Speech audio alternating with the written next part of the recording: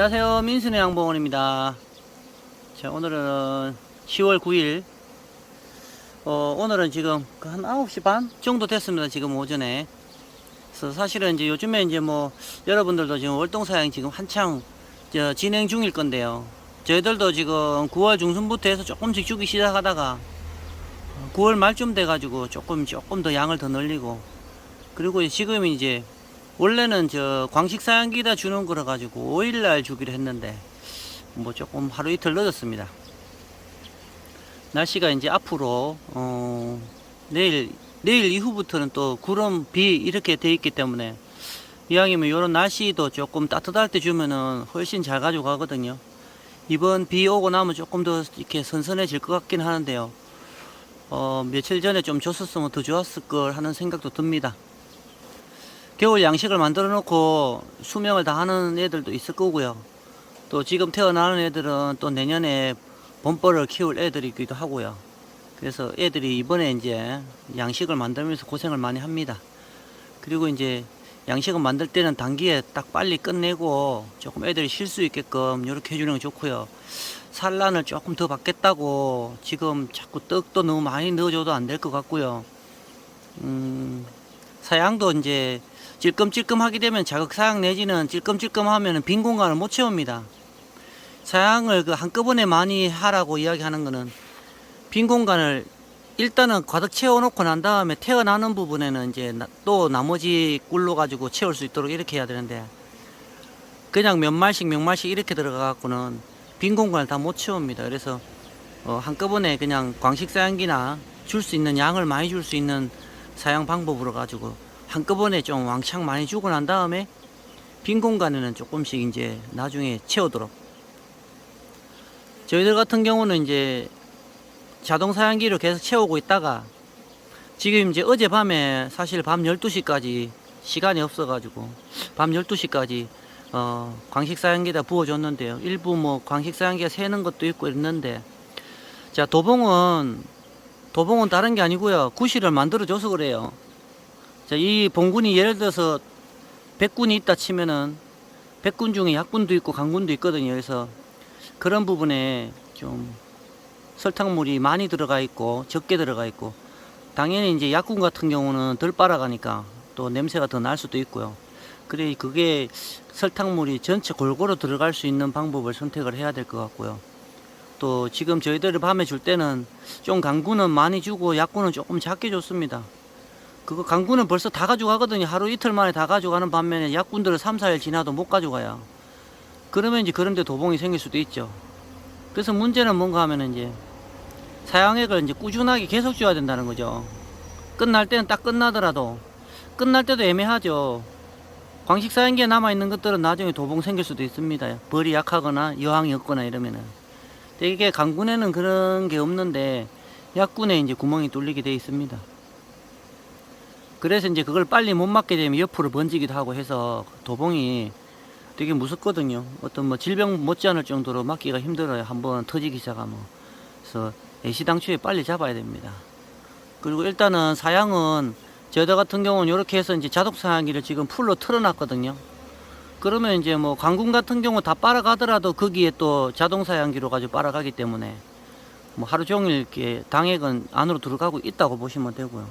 일단 전체 소방에 다 채울 수 있도록 해가지고 이제 나중에 이제 이렇게 또 숙성을 시키는 거는 또 한 4, 5일 이렇게 걸려가지고 숙성을 시키더라도 일단 소방에 많이 다 채워야 됩니다. 오늘도 지금 막 어수선하거든요. 자, 이제 구실을 만들지 말라 그랬는데 이제 어저께 이제 밤에 사양을 하다가 좀 사양수가 새기도 했어요. 이렇게 보면은 사양수가 샜거든요. 근데 사실 요거는 이제 물을 뿌려준 건데 될 수 있으면은 이제 이렇게 그 밑에 바닥에 사양수가 좀 흘러나온 것들도 조금 씻어내는 게 좋고요. 실수로 이제 그 흐른 것들은 씻어내는 게 좋고요. 계속 한번 뚫리기 시작하면 그 부분만 계속 집중적으로 달라들기 때문에 당액을 좀 씻어내는 게 좋습니다. 이게 군데군데 많이 샜네요. 자, 반대편에는 뭐 샌 게 별로 없어갖고 할 게 없었고요. 얘들은 깨끗합니다. 지금 난리가 났습니다. 난리가 났어. 그래도 이게 지금 봉군이 한 줄로 쭉 이만큼 있어도 도봉 기미는 안 보이거든요. 도봉 정세는 없습니다. 도봉 정세는 이렇게 초급자분들께서는 좀 힘들어요, 사실. 저도 처음에 도봉이 어떻게 이루어지는지 몰라서 뭐 예전에 뭐 했던 방법 중에 뭐 밀가루 묻혀보기도 하고 했는데 그거 못 찾겠더라고요. 어차피 초급자들은 도봉 자체다 또 이렇게 어떤 게 도봉인지도 모를 때가 있습니다. 근데 정상적으로는 그냥 이렇게 싸우지 않고 이렇게 지금 보니까 정상적으로 활동을 합니다. 자, 그리고 지금 이제 노지사양, 정신을 조금 혼미하게 조금 이렇게 분산시키는 역할을 한다고 그러는데, 노지사양을 한번 해봅니다, 이렇게. 노지사양해서 다른 쪽에 이렇게 관심 가질 거를 이쪽에 관심 가지게. 해볼 거는 다 해보는 거죠. 사양할 때 노지사양은 원래가 처음인데, 이런 식으로 일단은 조금 이제 당에게, 딴 당에게 좀 정신이 안 팔리도록 여기 와서 놀도록 이렇게 만들어 줘 봤습니다.